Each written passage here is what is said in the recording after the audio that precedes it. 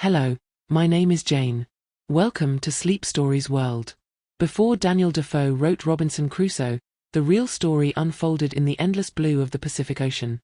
Tonight, we're journeying back to the golden age of exploration, to 1709, when a rescue party found a solitary figure standing on a remote island, dressed in goatskins, after 4 years and 4 months of complete isolation.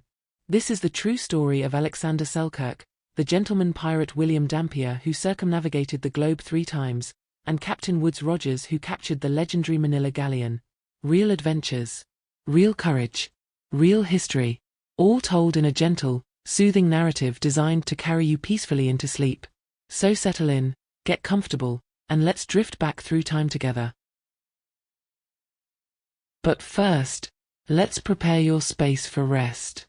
Ensure you're somewhere comfortably cool, dark, and quiet. If you need to adjust anything, your curtains, your temperature, your pillows, please do so now. When you're ready, lie down and let yourself settle into your bed. Feel the weight of your body being supported.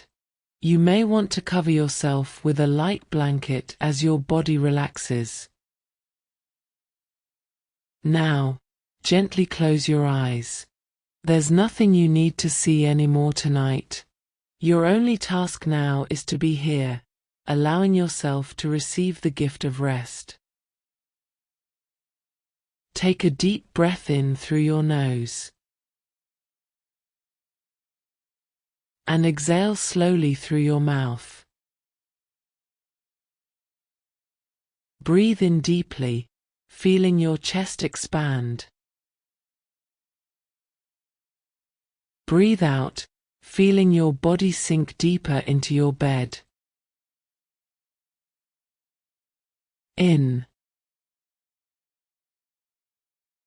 and out. With each breath, you're signaling to your body that it's safe to rest. Now, imagine being surrounded by a warm, vibrant light. This light is gentle and comforting, carrying with it a deep sense of peace and safety. As you breathe in, let this warm light fill your chest. As you breathe out, imagine it spreading gently through your upper body. Breathe in, and let the light expand through your shoulders, your arms, your back. Breathe out, and feel it filling your stomach, your neck, your head, every space within you glowing softly. If a thought comes by, acknowledge it like watching a leaf float by on a gentle stream, and then let it drift away. There will be time for those thoughts later. Now is for rest. On your next breath in, let the warm light travel downward. Feel it reach your hips, your thighs, your knees. Breathe out, and sense it flowing down to your ankles, to your toes.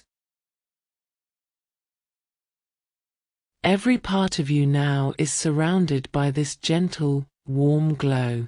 You are completely enveloped in comfort and peace. Focus on your breath and the warm light surrounding you. If your mind wanders, simply guide it back, gently, to your breath, to the light.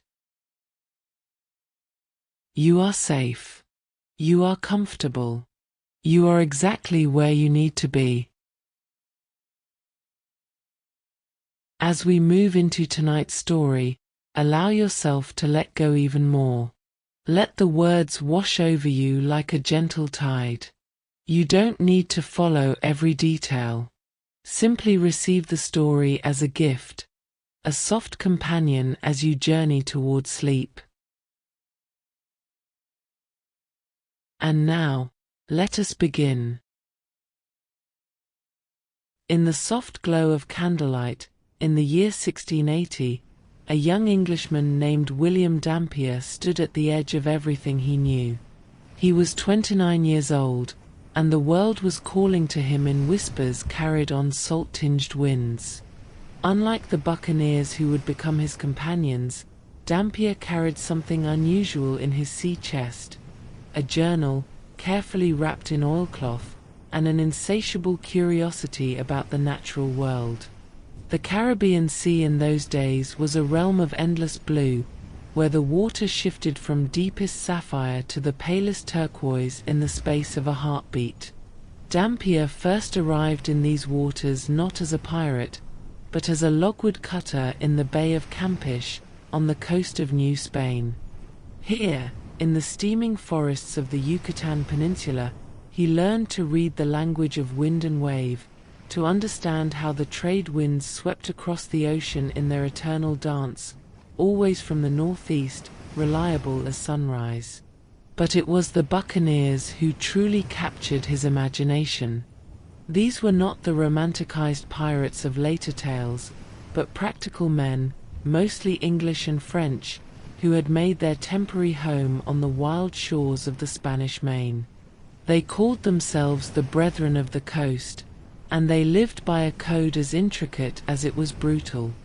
What made them different from common pirates was their letters of marque, sometimes legitimate, often expired, and their peculiar sense of justice. Among these men, every sailor had a vote. Every man received an equal share of prizes taken, save for the captain and quartermaster, who received slightly more. If a man lost a limb in battle, he received compensation from the common fund. It was democracy born of necessity, flowering in the least likely of gardens. Dampier observed everything with his naturalist's eye. He noted how the buccaneer camps dotted the coastline, temporary settlements where men would gather after months at sea. These weren't permanent towns, but rather shifting communities that appeared and vanished like morning mist. The buccaneers would hunt the wild cattle that roamed freely across the islands, descendants of Spanish livestock left to multiply in the tropical abundance. They would preserve the meat using a method learned from the indigenous peoples, smoking it slowly over green wood fires on wooden frames called boucans, and it was from this word that their name derived. The meat could last for months, perfect provisions for the long voyages ahead. In his journal, Dampier described the hurricane season with scientific precision. From June through November, these massive storms would build in the warm waters of the Atlantic, gathering strength as they swept westward.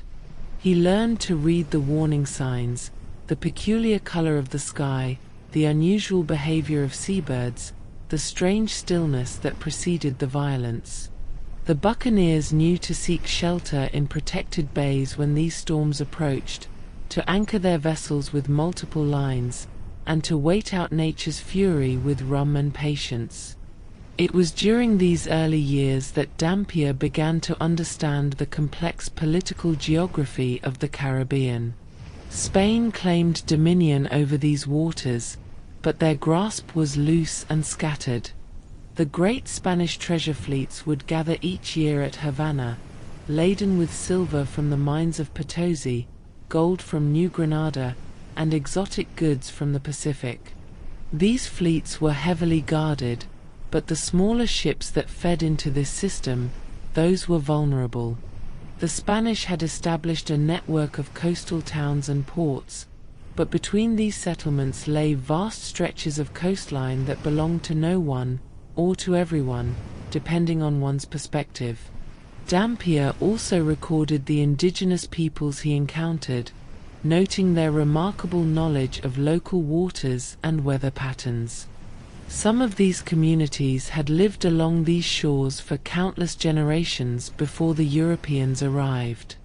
They knew which plants could heal and which could kill, where fresh water could be found even on the smallest islands, and how to navigate by reading the stars, the color of the water, and the flight patterns of birds.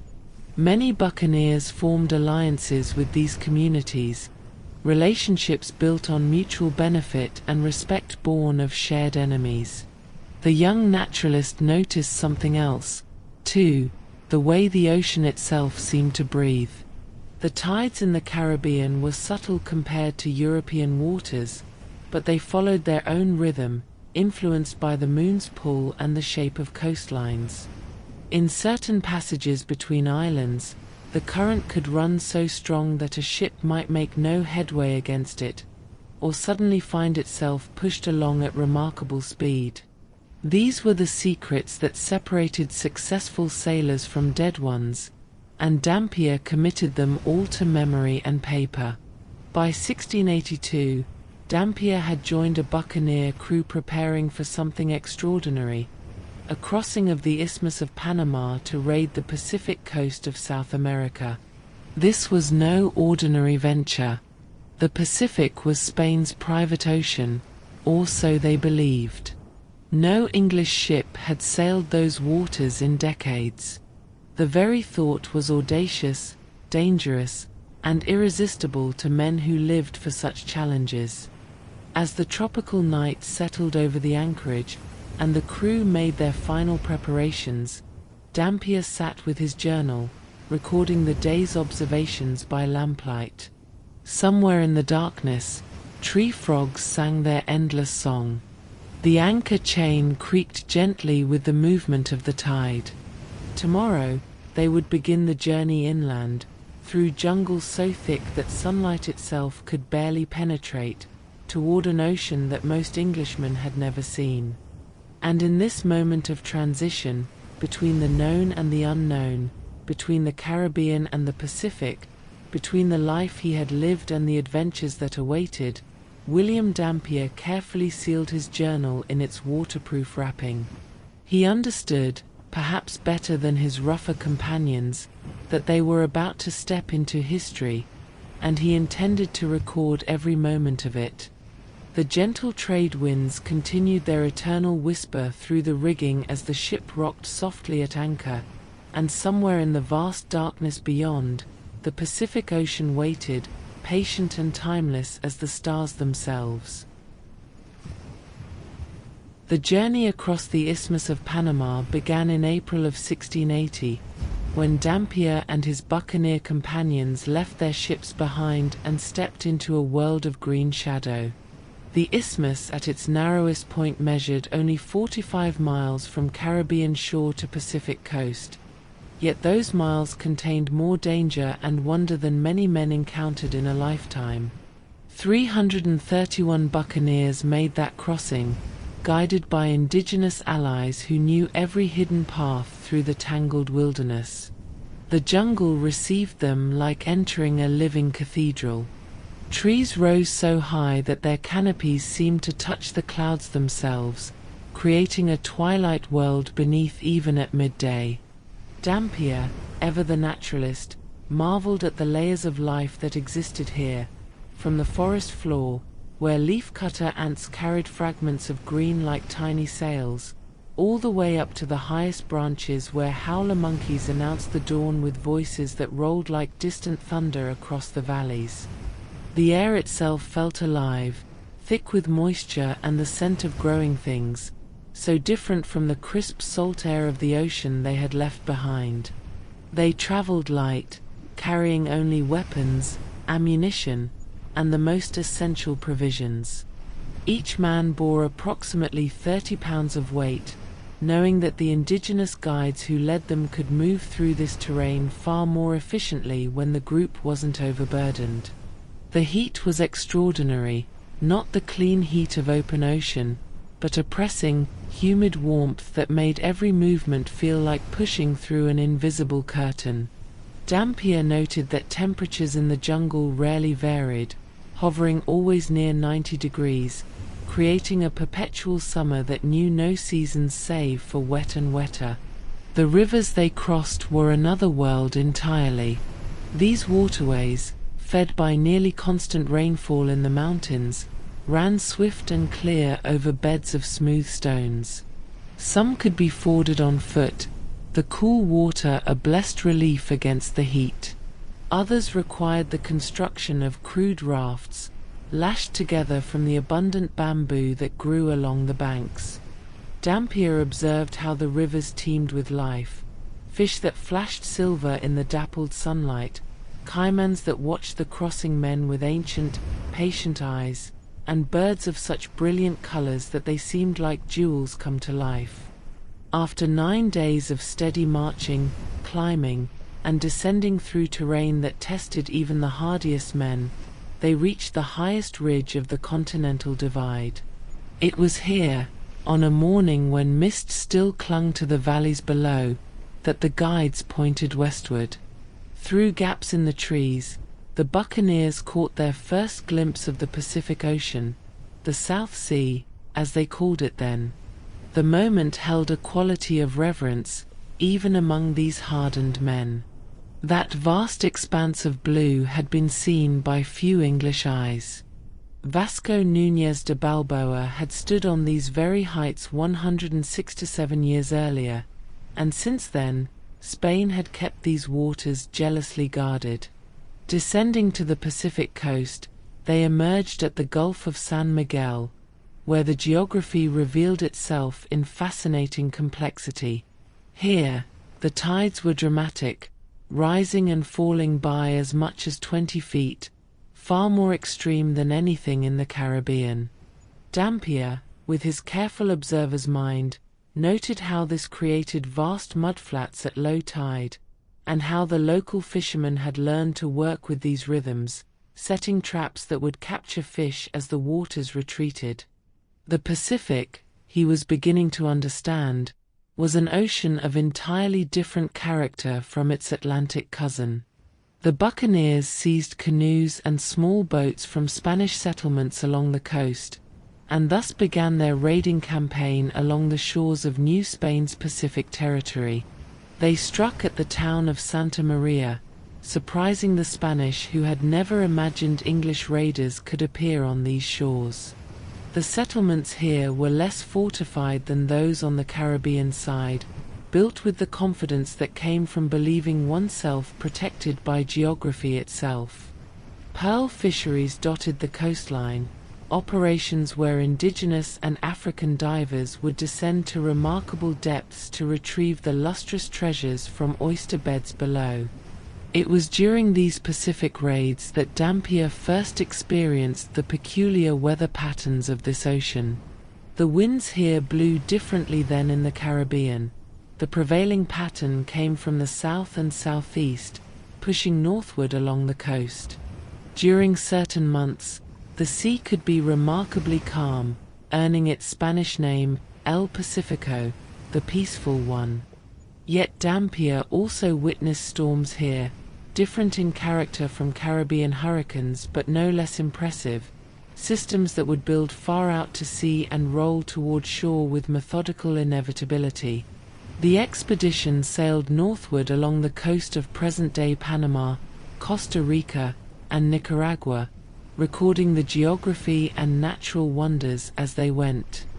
Dampier noted the volcanic peaks that rose along this coastline, some still active, occasionally painting the night sky with red glow from their summits. The coastal waters here were rich with marine life, whales that breached close to shore, dolphins that rode the bow waves of their captured vessels, and sea turtles so numerous that in certain seasons, their tracks covered the beaches like ancient script. But the buccaneer life was hard, even in paradise. Disease was a constant companion, fevers that came from the jungle, dysentery from questionable water, and the slow weakness of scurvy when fresh provisions ran low. Dampier himself fell ill during this period, burning with fever in the hold of a captured Spanish vessel. Yet even in his delirium, he kept his journal close, protecting it as carefully as his own life. He understood that these observations, these careful records of wind and weather, of flora and fauna, of the indigenous peoples and their knowledge, these would outlast any gold or silver they might capture. The buccaneers eventually made their way further up the coast, venturing as far as the Gulf of Nicoya and beyond, always moving, always seeking the next prize. They lived in a strange state of suspension, wealthy one day with captured goods, desperate the next when supplies ran low. They would anchor in hidden bays, places where freshwater streams met the sea, and there they would careen their vessels, scraping the hulls clean of the barnacles and seaweed that accumulated in these warm waters. The process took weeks, leaving them vulnerable, but it was necessary to maintain the speed that kept them alive. By late 1681, after more than a year in the Pacific, supplies were running desperately low. The Spanish were now alert to their presence, and easy prizes had become scarce. Some of the buccaneers began to speak of returning across the isthmus to the Caribbean, while others, including Dampier, argued for continuing westward, following the coast toward richer targets in Peru and perhaps even beyond. The debate stretched long into tropical evenings, lit by bioluminescent algae that made the water glow with every movement, as if the sea itself were offering light to guide their decisions. In the end, the vote went to those who wished to continue. They would sail on, deeper into the Pacific, further from any hope of easy return. And so the little fleet of captured Spanish vessels turned their prows southward, following the coast as it bent away toward the equator. Ahead lay the richest Spanish settlements in all the Americas, the silver-laden ports of Peru, and beyond that, the vast unknown reaches of the Pacific itself. The gentle swells rolled beneath their hulls as they sailed into the gathering dusk, and William Dampier stood at the rail, watching the coastline slip past in the fading light. Somewhere in the darkness ahead, their future waited, and he would record every moment of its unfolding. By 1684, William Dampier had been wandering the Pacific for nearly 4 years, and he was about to embark on a journey that would change the course of his life forever. The buccaneer crew he sailed with had captured a Spanish ship, which they renamed the Signet, and with this vessel, they made a decision that seemed almost casual in its audacity. They would sail westward across the Pacific Ocean itself, leaving behind the Spanish Main entirely and venturing into waters that few Englishmen had ever seen. The Pacific Ocean is the largest body of water on Earth, covering more than 63 million square miles, nearly a third of the planet's entire surface. To cross it in a small wooden ship, with limited provisions and only the most basic navigational instruments, was to place one's life entirely in the hands of wind and chance. Yet this was precisely what Dampier and his companions intended to do. They departed from the coast of Mexico in March of 1686, setting their course toward the distant Ladrones Islands, which we know today as the Marianas. The crossing took 51 days of endless blue, where the horizon formed a perfect circle around them in every direction. Dampier recorded the experience with his characteristic attention to detail. The Pacific, he noted, lived up to its name during this season. The trade winds blew steadily from the northeast, filling their sails day after day with blessed consistency. Unlike the variable winds of the Atlantic, these trades were reliable, almost monotonous in their steadiness. The ocean itself rolled in long, gentle swells that seemed to breathe with a rhythm older than time. During those weeks at sea, Dampier observed phenomena that fascinated his scientific mind. He noted how clouds would form in particular patterns, how certain birds would appear hundreds of miles from any land, following the ship for days before mysteriously vanishing. He recorded the temperature of the water, noting how it remained remarkably constant in these latitudes, warmer than the Atlantic at similar distances from the equator.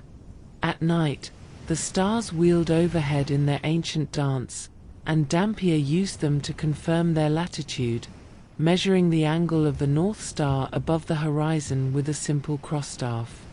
They made landfall in the Ladrones in late April of 1686, nearly dying of thirst in the final days of the voyage.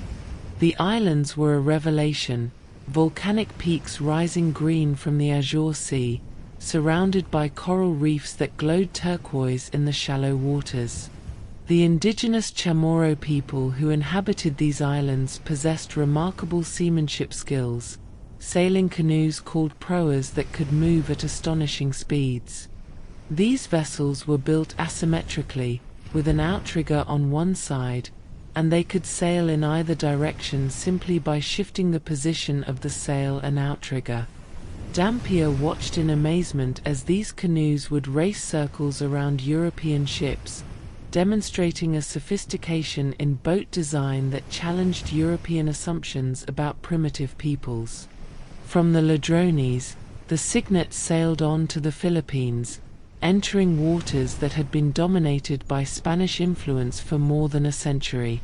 Manila, the great Spanish colonial capital in the east, served as the terminus for the famous Manila Galleons, massive ships that sailed annually between the Philippines and Acapulco, carrying Chinese silks, porcelain, and spices westward, and returning with Mexican silver.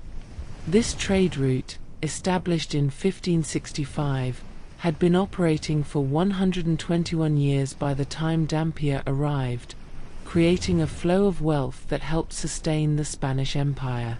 The Cygnet did not linger in the Philippines, but continued southward into the waters of the East Indies, that vast archipelago of islands scattered between Asia and Australia. Here, Dampier encountered a maritime world of stunning complexity. The islands numbered in the thousands: Java, Sumatra, Borneo, Celebes, the Moluccas, each with its own climate, peoples, and natural wonders. The spice trade that had drawn Europeans to these waters for centuries was still thriving, though now the Dutch East India Company controlled much of it, operating from their fortress at Batavia on Java. It was during this period in the East Indies that Dampier made meticulous records of the monsoon wind patterns that governed life and trade in this region. The monsoons were seasonal winds of remarkable reliability. From roughly May to September, the southwest monsoon would blow, bringing rain and favorable winds for sailing northeastward. Then, from November to March, the northeast monsoon would reverse the pattern. For thousands of years before Europeans arrived, local sailors had been timing their voyages to these winds, creating trade routes that connected India, Southeast Asia, China, and the islands of Indonesia. The monsoons were so reliable that they functioned like clockwork, and Dampier documented their patterns with scientific precision. In December of 1686, while sailing near the northwest coast of Australia, a land that the Dutch had touched upon but never properly explored, the Cygnet was driven onto the shore by unfavorable winds. They spent 2 months careened on the beach, repairing their vessel, and Dampier became one of the first Englishmen to extensively observe the Australian continent. The land seemed harsh and unwelcoming to European eyes, arid, with sparse vegetation in many areas. But Dampier noted the unique wildlife with his naturalist's fascination. Strange hopping animals that we now know as kangaroos, though he described them as creatures unlike anything in Europe, and indigenous peoples whose way of life had remained unchanged for thousands of years. The Aboriginal peoples Dampier encountered had developed an intimate knowledge of this challenging environment. They understood which plants held water in their roots, how to navigate using subtle landmarks invisible to European eyes, and how to thrive in conditions that would kill unprepared outsiders within days. Dampier recorded their use of fire to manage the landscape, burning sections of grassland in controlled ways that promoted new growth and attracted game animals, a sophisticated form of land management that Europeans would take centuries to appreciate.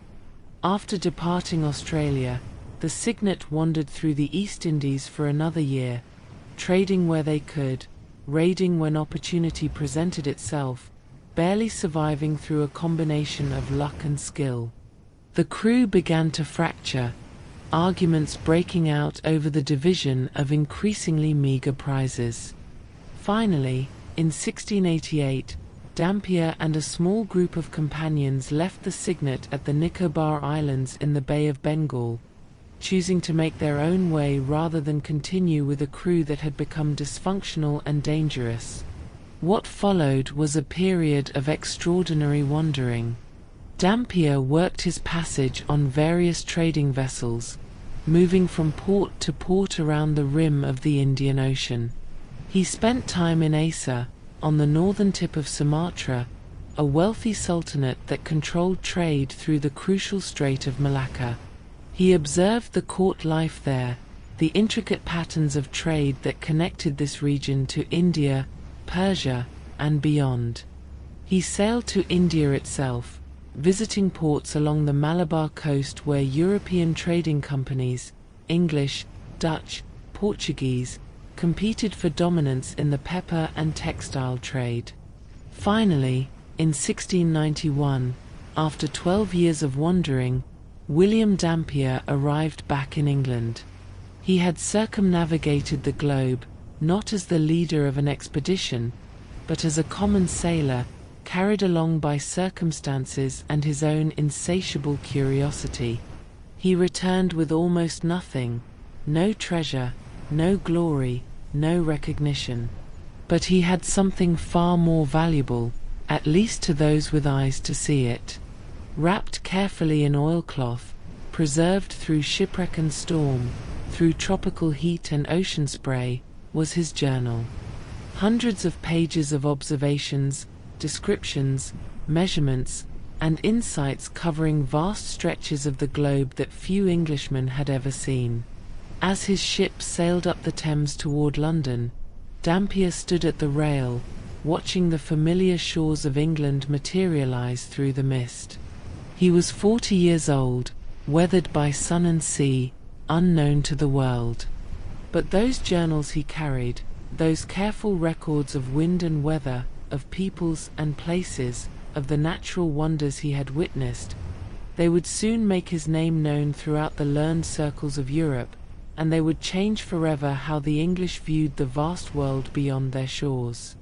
The river flowed gently beneath the hull as the ship moved with the tide, and somewhere in the gathering twilight, the lights of London began to appear, welcoming home the wanderer who had seen so much, and had so many stories yet to tell. The journals that William Dampier had so carefully preserved transformed him from an obscure ex-buccaneer into one of the most celebrated figures in London. In 1697, he published his account under the title A New Voyage Round the World, and the book became an immediate sensation. It sold thousands of copies, was translated into multiple languages, and went through 4 editions in just 2 years. What made Dampier's account so extraordinary was not tales of buried treasure or dramatic sea battles, but rather his precise observations of winds, currents, tides, and the natural world, information of immense practical value to a maritime nation like England. The learned men of the Royal Society, that august institution founded in 1660 to promote scientific knowledge, took particular interest in Dampier's work. Here was a man who had observed the world firsthand, who had measured and recorded with scientific rigor, even if he lacked formal education. His descriptions of trade winds, monsoon patterns, and ocean currents provided navigational intelligence that no amount of theoretical speculation could match. The Fellows of the Royal Society invited him to their meetings, where gentlemen in powdered wigs listened with rapt attention as this weathered sailor described phenomena from the far corners of the earth. But Dampier's knowledge was valuable for more than scientific reasons. England, at the close of the 17th century, was locked in commercial and military competition with the Dutch, the Spanish, and the French. Control of trade routes and knowledge of distant lands translated directly into national wealth and power. The Admiralty recognized that Dampier possessed intelligence about Pacific waters that no other living Englishman could match. And so, in an unprecedented decision, they offered command of a Royal Navy expedition to this former buccaneer who had never held official rank. In January of 1699, William Dampier sailed from the Downs aboard HMS Roebuck, a fifth-rate warship of 28 tons burden. His orders were to explore the eastern coast of the great southern continent, Australia, or New Holland as it was then called, and to investigate reports of other lands in the South Pacific. The ship's company numbered 50 men, and though Dampier commanded them, he was acutely aware that many viewed his appointment with skepticism. A buccaneer given charge of one of His Majesty's ships, it was almost scandalous. The Roebuck sailed southward around the Cape of Good Hope, that great headland at the southern tip of Africa where the Atlantic and Indian Oceans meet. This cape had been the gateway to the east since Portuguese navigators first rounded it in 1488, more than 210 years before Dampier passed it. The waters here were treacherous, famous for sudden storms and enormous waves that could rise up seemingly from nowhere. Dampier navigated these dangers with the skill born of long experience, and the Roebuck passed into the Indian Ocean safely. By August of 1699, they had reached the western coast of Australia, making landfall at Shark Bay, approximately 500 miles north of present-day Perth. Dampier spent weeks exploring this coastline, mapping bays and inlets, searching for fresh water and signs of valuable resources. The land continued to seem barren to European eyes, dry, rocky, with vegetation adapted to conserve every drop of moisture. Yet Dampier's scientific eye noted the adaptations that allowed life to flourish here. Plants with thick, waxy leaves that prevented water loss, trees that could survive years of drought, and animals that had evolved remarkable strategies for coping with heat and scarcity. The expedition encountered dolphins and dugongs in these waters, those gentle marine mammals that some sailors mistook for mermaids in earlier times. Dampier observed sharks in great numbers, hence the bay's name, and noted how they would follow the ship for days, perhaps hoping for scraps or waste thrown overboard. The sea turtles here were enormous, some weighing more than 400 pounds, and they provided fresh meat for the crew when other provisions ran low. From Shark Bay, Dampier sailed northward along the coast, eventually rounding the northwestern corner of the continent and exploring parts of what is now the Kimberley region. The tides here were extraordinary, among the most extreme in the world, rising and falling by more than 30 feet in some locations. This created powerful tidal currents that could reach speeds of 8 knots or more, making navigation treacherous. Dampier noted how these tides carved deep channels through coastal rocks, creating natural harbors that filled and emptied with the rhythm of the moon. The expedition continued eastward, passing through the strait between Australia and New Guinea, a passage that had been discovered by the Spanish explorer Luis Vaz de Torres in 1606, though Torres's charts had been kept secret by the Spanish for decades. Dampier sailed into the waters north of New Guinea, exploring islands and coastlines, always searching, always observing. He noted the incredible biodiversity of these tropical waters, coral reefs of stunning complexity, fish in colors that seemed impossible, birds of paradise with plumage that defied description. But the Roebuck was suffering. The ship had been poorly maintained before the voyage began, and months of tropical heat, shipworms boring into the hull, and the constant strain of exploration were taking their toll. By early 1700, Dampier recognized that his vessel was failing. The planking was soft with rot, the caulking was working loose, and no amount of pumping could keep the water level in the hold from rising. He made the difficult decision to abandon further exploration and make for the nearest friendly port to undertake repairs. The nearest safe harbor was Batavia, the Dutch colonial capital on Java, more than 1,000 miles to the west. Dampier pointed the Roebuck's bow in that direction and hoped the ship would hold together long enough to reach it. The crew worked the pumps in shifts, day and night, fighting the inexorable seepage of the sea. The ship groaned and creaked with every wave, timber straining against timber, and each man aboard knew they were sailing in a vessel that might founder at any moment. They reached Batavia in March of 1700, and there, in the busy harbor dominated by Dutch East Indiamen, the Roebuck underwent extensive repairs. Dampier spent months arranging for new planking, new rigging, new supplies.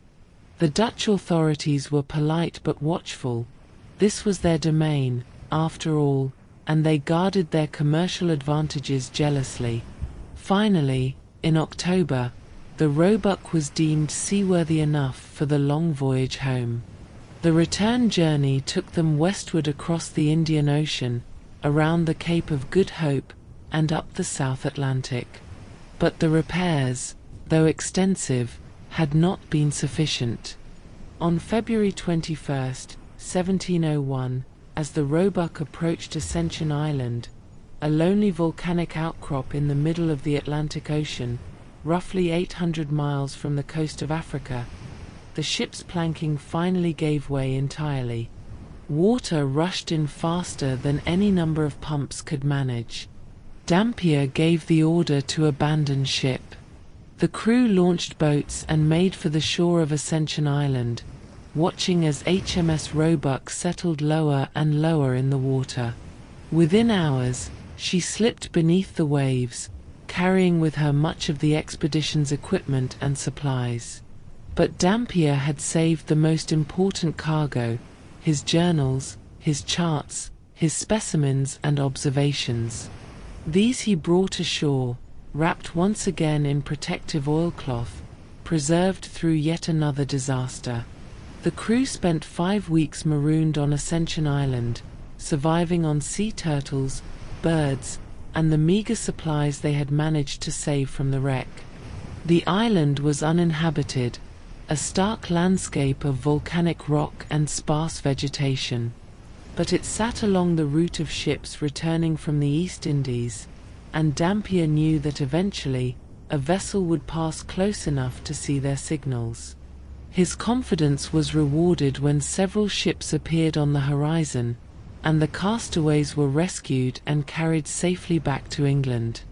Dampier arrived home in August of 1701, his second circumnavigation complete, though this time he had traveled not as a buccaneer but as an official explorer in service to the crown.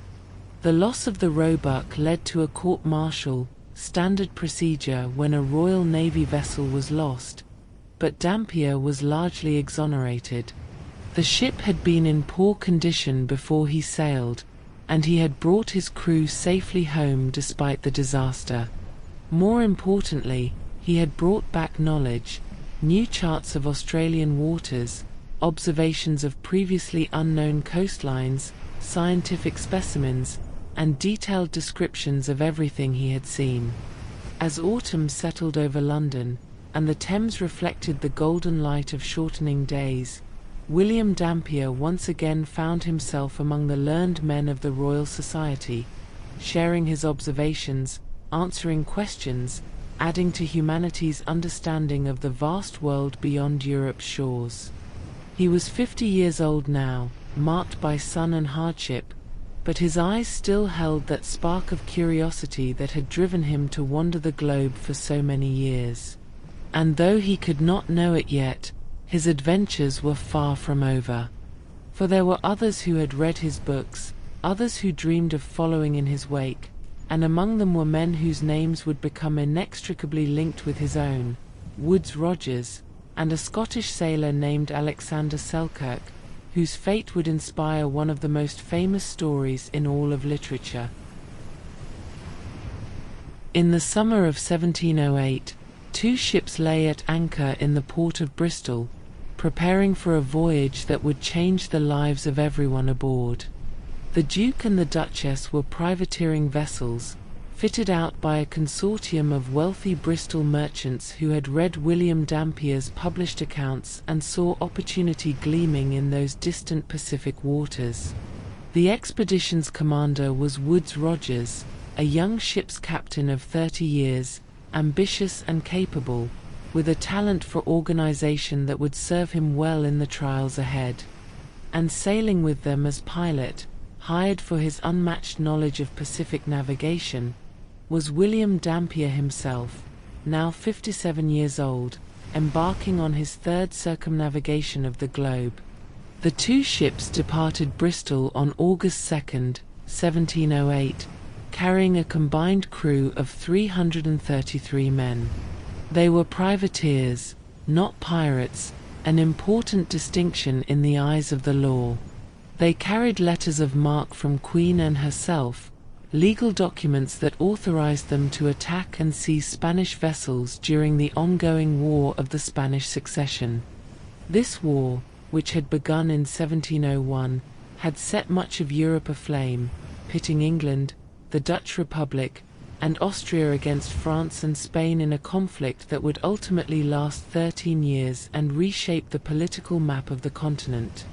The voyage south took them first to the Cape Verde Islands, those volcanic outcrops off the coast of West Africa where ships traditionally stopped for water and supplies. Then they continued across the Atlantic to the coast of Brazil, following the age-old route that generations of sailors had traced before them. By November, they were rounding Cape Horn, that infamous headland at the southern tip of South America, where the Atlantic and Pacific Oceans meet in a collision of currents and winds that has claimed countless ships over the centuries. Cape Horn earned its fearsome reputation honestly. Here, the prevailing westerly winds that circle the Southern Ocean, unobstructed by any landmass as they sweep around the globe at these latitudes, collide with the continental shelf, creating waves that can reach heights of 70 feet or more. The waters are frigid, hovering just above freezing even in summer, cold enough to kill a man in minutes if he should fall overboard. Dampier, who had rounded the Horn before, knew its moods intimately. The expedition timed their passage for the southern hemisphere's summer, December, when conditions were marginally less murderous, though still formidable. The passage took several weeks of brutal sailing. The ships would make progress westward for a few days, only to be driven back east by ferocious storms. The crews worked continuously, soaked by icy spray, fingers numb as they handled frozen rigging. Several men were swept overboard and lost to the grey, hostile sea. But Woodes Rogers proved himself a determined commander, and Dampier's expertise in reading weather patterns helped them choose the best moments to make westward progress.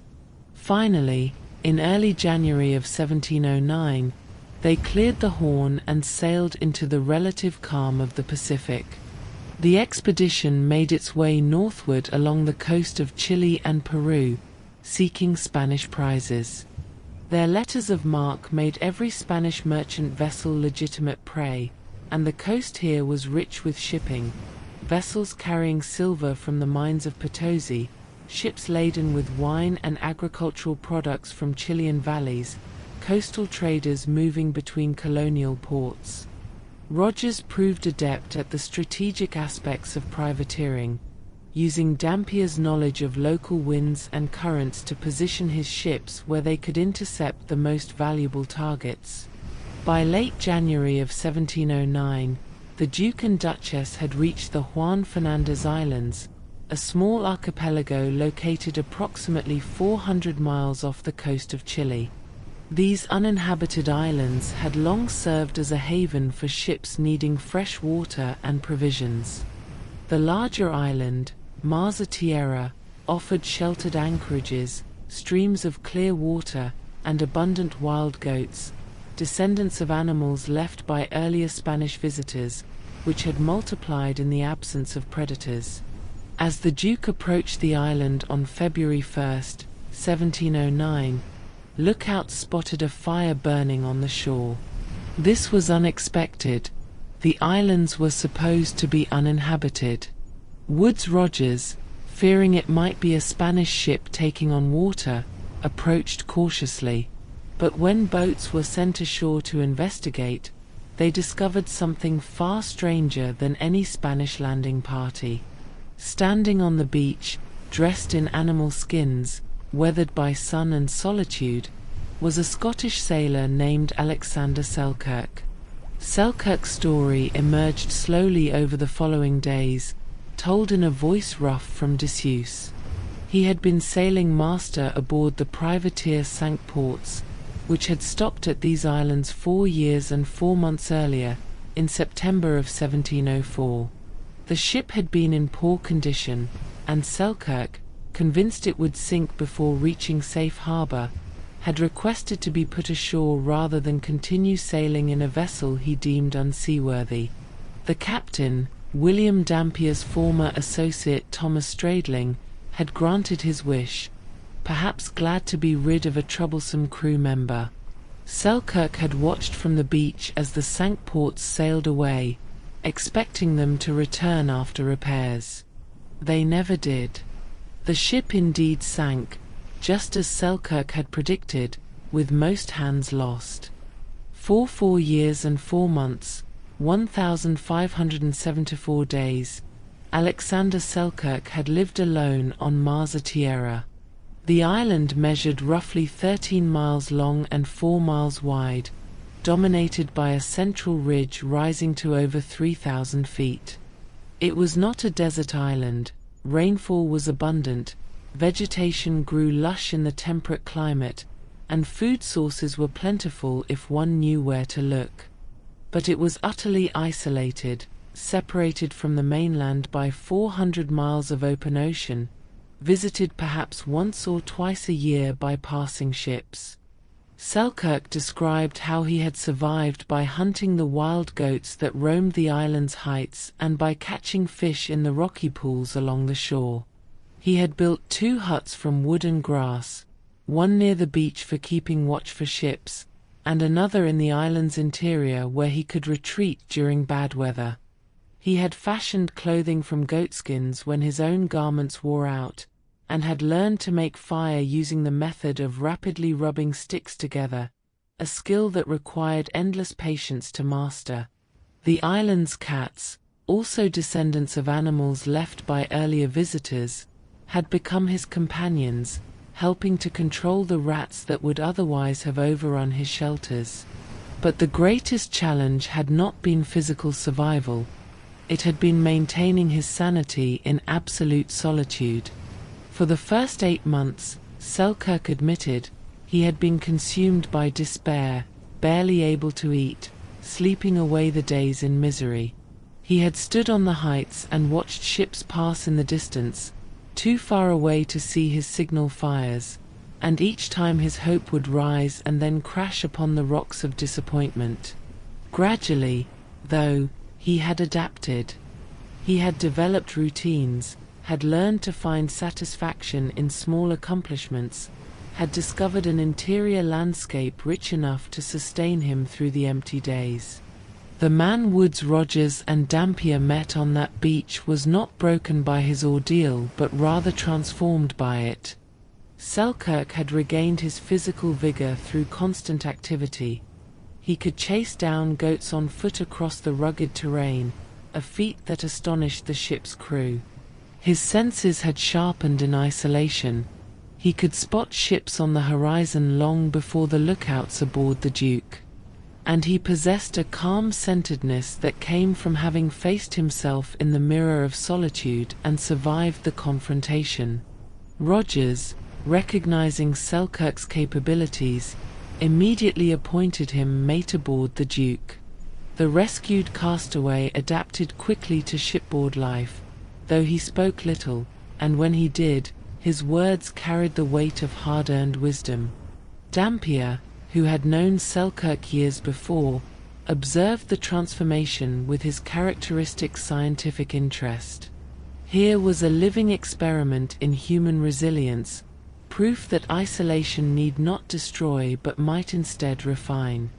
The expedition remained at Juan Fernandez for several weeks, taking on water, hunting goats to replenish their provisions, and allowing the crew to recover from the ordeal of rounding Cape Horn. Selkirk guided them to the best sources of fresh water, showed them the safest anchorages, and shared the knowledge he had accumulated during his long residence. The men listened to his stories around evening fires, the flames dancing as he spoke of watching seasons pass alone, of storms that had battered the island, of the strange peace he had found in that enforced retreat from the world. When the Duke and Duchess finally weighed anchor and departed the Juan Fernandez Islands in mid-February, Alexander Selkirk stood at the rail, watching his island home recede into the distance. He had survived one of the most extreme experiences a human could endure, and now he was returning to the world of men, carrying with him memories that would eventually inspire one of literature's most enduring tales. For a young writer named Daniel Defoe would hear of Selkirk's adventures and, 8 years later, would publish a novel about a castaway named Robinson Crusoe, a story that would echo through the centuries, teaching generations about survival, solitude, and the indomitable human spirit. The Pacific stretched before the ships in its endless blue magnificence, and somewhere ahead lay more adventures, more prizes, more dangers.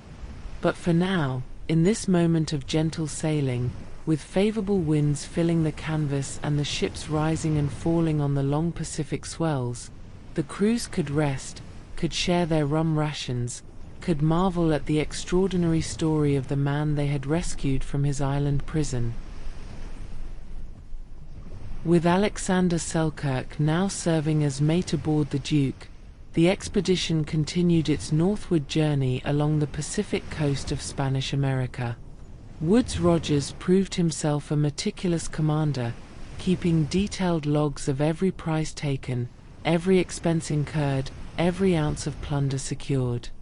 Unlike the buccaneers of Dampier's earlier days, Rogers ran his privateering venture like a business enterprise, which indeed it was, with investors back in Bristol expecting handsome returns on the £40,000 they had ventured to outfit the expedition. Through the early months of 1709, the Duke and Duchess worked their way up the coast, taking Spanish vessels of varying sizes. They captured a ship carrying timber from Guayaquil, another laden with flour and sugar from Peru, and several coastal traders whose holds contained wine, brandy, and preserved foods. Each prize was methodically inventoried, the most valuable goods transferred to the English ships, and the captured vessels either stripped and released or burned depending on their condition. The Spanish crews were treated fairly by the standards of the time, given provisions and put ashore at safe locations, though they watched helplessly as years of labor and cargo disappeared into the holds of the English privateers. By April of 1709, the expedition had reached the coast of Mexico, and here Rogers conceived a plan that would test the courage and skill of every man in his crews.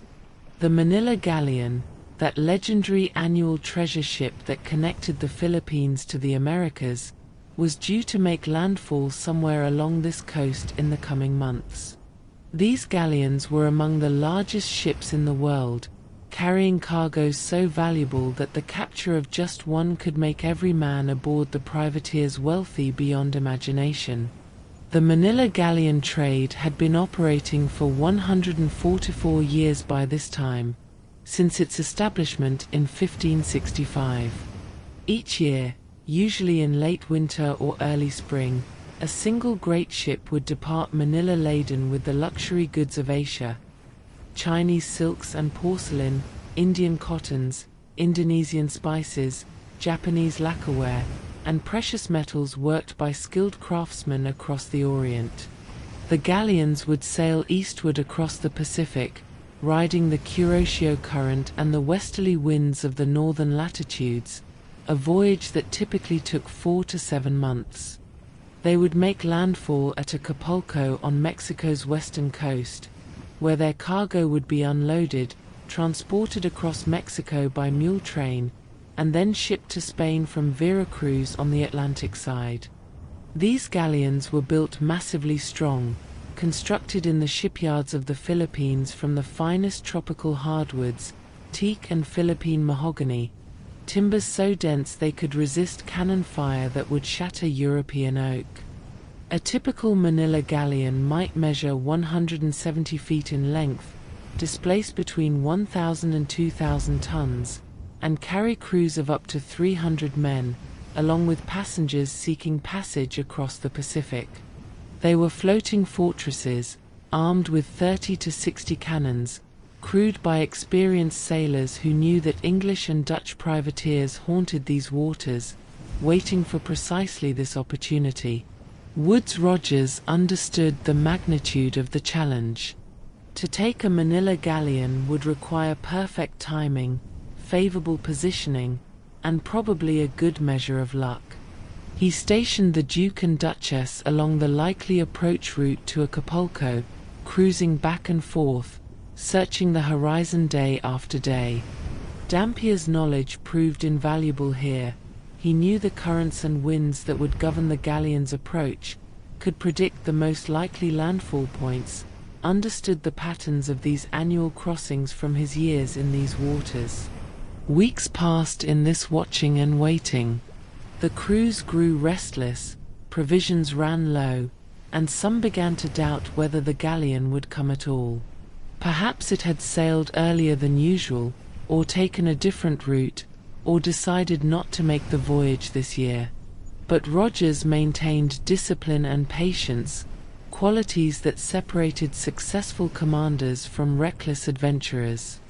On December 21, 1709, as the northern winter solstice marked the longest night of the year, the lookout aboard the Duke called out the words every man had been waiting to hear: "Sail ho!" There, on the eastern horizon, appeared the distinctive silhouette of a large ship making for the Mexican coast. The chase was on. The vessel proved to be the Nuestra Señora de la Encarnación de Sangano, a Manila galleon of approximately 400 tons, smaller than the largest of her class but still formidable. Rogers positioned his 2 ships to intercept, approaching carefully, knowing that a premature engagement could allow the galleon to escape into a coastal harbor.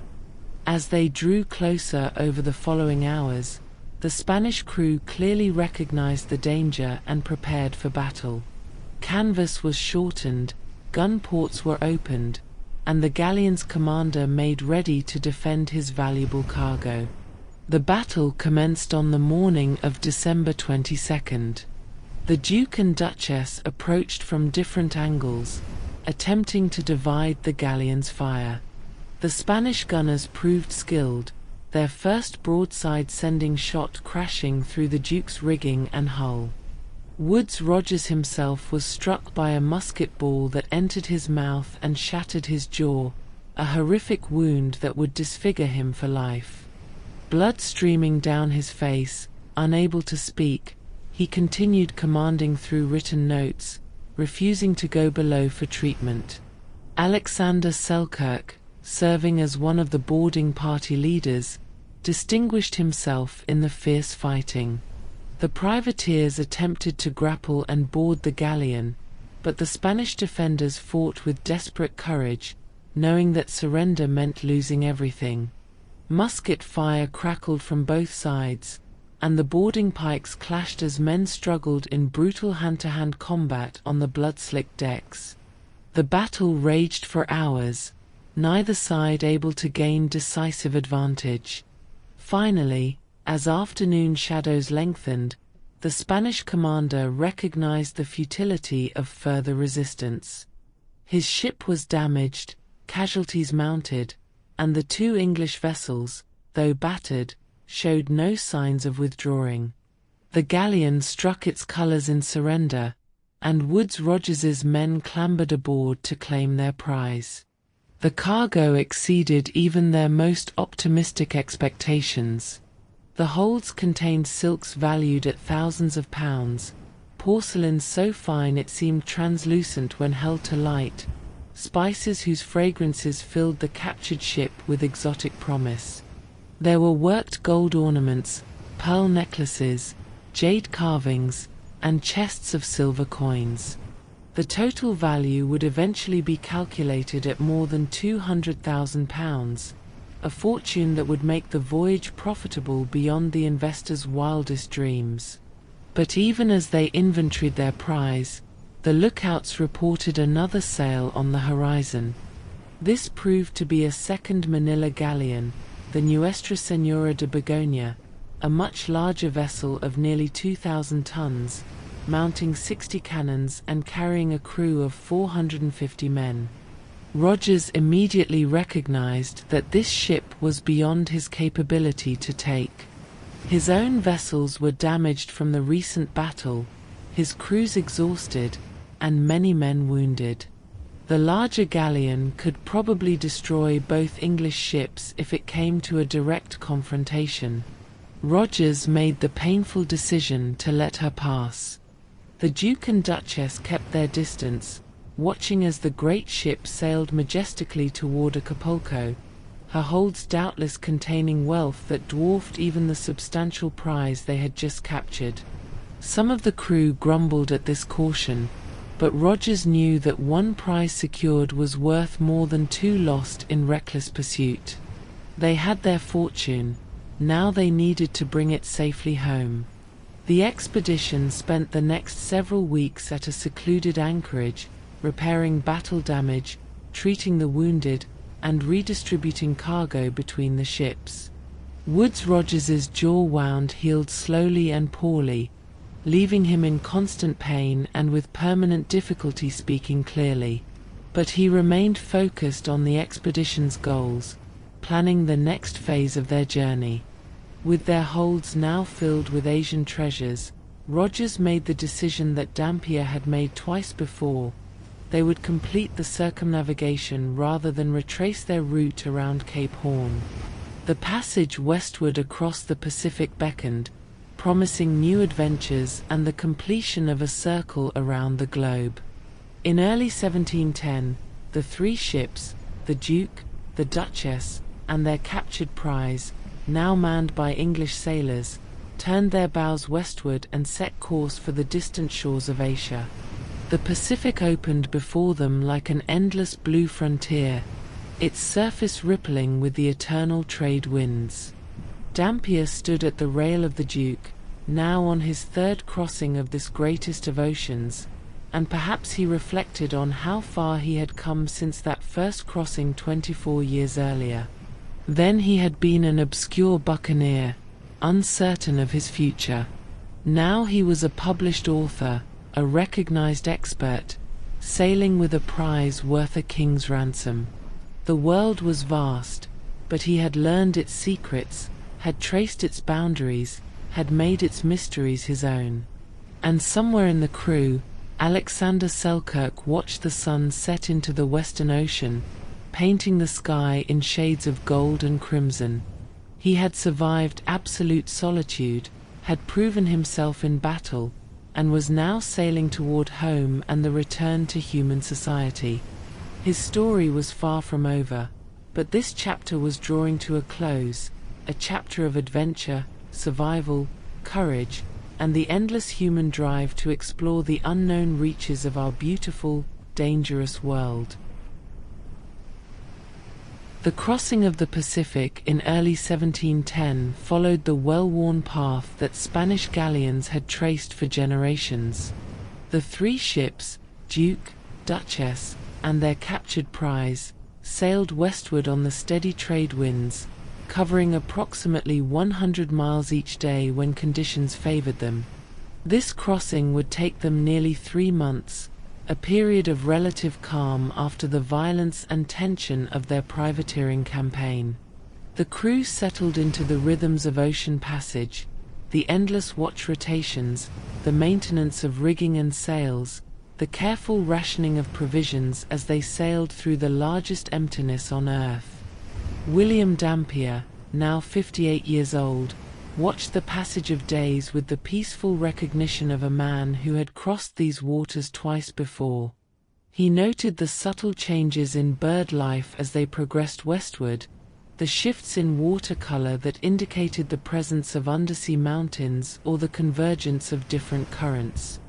He recorded the patterns of clouds, the behavior of dolphins that played in the bow wave, the flying fish that would sometimes land on deck during the night, small miracles of nature that never ceased to delight him despite decades at sea. By April of 1710, the expedition reached Guam in the Marianas, the same islands Dampier had visited on his first Pacific crossing nearly a quarter-century earlier. The Spanish maintained a small colonial presence here, and Rogers approached cautiously, unsure of his reception. But the garrison was weak, isolated, and starved for news from the wider world. After initial tensions, a wary commerce developed. The privateers traded some of their surplus goods for fresh provisions, water, and information about conditions further west. The Spanish authorities, calculating that cooperation was wiser than confrontation with well-armed ships, chose pragmatism over pride. From Guam, the expedition continued to the Philippines, but Rogers wisely avoided Manila itself, where Spanish forces would have been strong enough to overwhelm his small fleet. Instead, they traded at smaller islands, acquiring provisions for the next leg of their journey. Then they sailed southward into the East Indies, entering that vast archipelago of islands that stretched between Asia and Australia like scattered emeralds on blue velvet. The Dutch East India Company controlled much of this region, operating from their fortress capital at Batavia on Java. The company, founded in 1602, had been granted monopoly powers over Dutch trade in Asia and had grown into something resembling a sovereign state, maintaining its own army and navy, minting its own currency, and exercising governmental authority over vast territories. By 1710, it had been operating for 108 years, and its power in the Indies was formidable. Rogers arrived at Batavia in June of 1710, seeking permission to refit his ships and purchase supplies for the long voyage home. The Dutch officials received him with cold courtesy. They were not at war with England, but neither were they pleased to see English privateers operating in waters they considered their own domain. Negotiations dragged on for weeks, complicated by bureaucracy and the Dutch desire to extract maximum profit from the English need for provisions. Finally, agreements were reached, and the ships underwent the careening process, hauled onto their sides on the beach so that hulls could be scraped clean of the barnacles and seaweed that accumulated in tropical waters, reducing sailing speed and eventually compromising the wood itself. Batavia, however, was a deadly place. The city sat on swampy ground near the mouth of the Siliwang River, and disease flourished in the humid, mosquito-infested environment. Malaria, dysentery, and tropical fevers claimed lives with relentless efficiency. During their stay of several months, the expedition lost more than a dozen men to disease, more than they had lost in all their battles with Spanish ships. Alexander Selkirk, who had survived 4 years alone on a remote island, nearly succumbed to fever here in this teeming colonial port, but his remarkable constitution saw him through. By October of 1710, the ships were ready to depart. The passage from Batavia to the Cape of Good Hope would take them across the Indian Ocean, a crossing of approximately 6,000 miles. They sailed in the path of the southeast trade winds, which blow with dependable consistency across these waters from May through September. The crews had been reinforced with sailors hired in Batavia, not all of them entirely willing, as the press of men into service was common practice in these remote ports where ship captains wielded nearly absolute authority. The Indian Ocean passage proved remarkably smooth. The ships maintained formation, sailing in company so that if one encountered trouble, the others could render assistance. They saw few other vessels in these vast reaches, occasional Arab dhows far to the north, Indian Ocean trading vessels with their distinctive lateen sails, once or twice a Dutch East Indiaman bound for the Indies. The ocean here had a different character than the Pacific, warmer, more prone to sudden squalls, but generally benign during this season. They rounded the Cape of Good Hope in late December 1710, once again facing the treacherous waters where two great oceans collide. The passage was challenging but not catastrophic.